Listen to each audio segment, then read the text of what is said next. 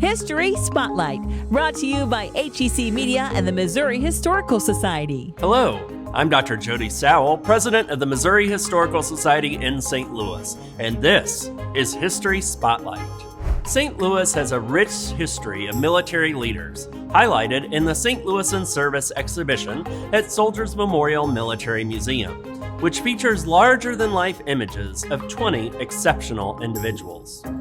The exhibition honors the service and sacrifices of St. Louis's military personnel, showcasing their significant contributions to the nation's history. Soldiers Memorial Director Mark Sunlove introduces us to 4 of these individuals. First is Captain Wendell Pruitt, a daring fighter pilot of the 1st African American Flying Group, the Tuskegee Airmen. Raised in St. Louis, Wendell Pruitt flew in Europe with the all-black Tuskegee Airmen as part of the 332nd Fighter Group during World War II.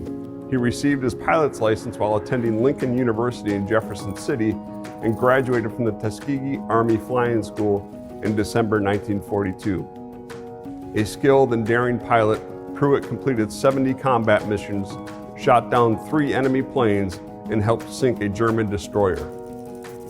Late in 1944, he returned to Tuskegee as a flight instructor, but his career and life were tragically cut short when Pruitt and a cadet died in a training crash.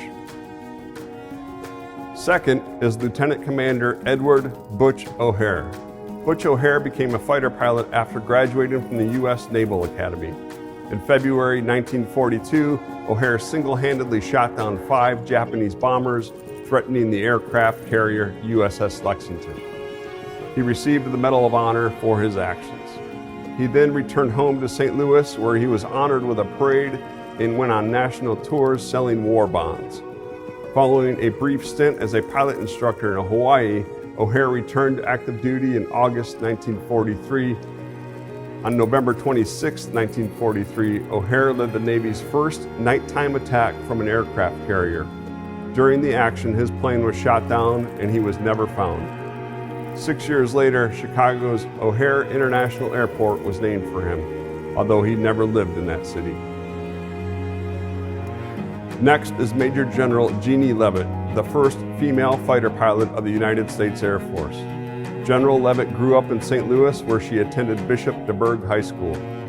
Leavitt entered the Air Force in 1992 after earning her bachelor's degree in aerospace engineering from the University of Texas in Austin, and later earned her master's degree in aeronautics and astronautics from Stanford University in California. In 1993, she became the first female fighter pilot in the U.S. Air Force, and she later became the first woman to command a combat fighter wing.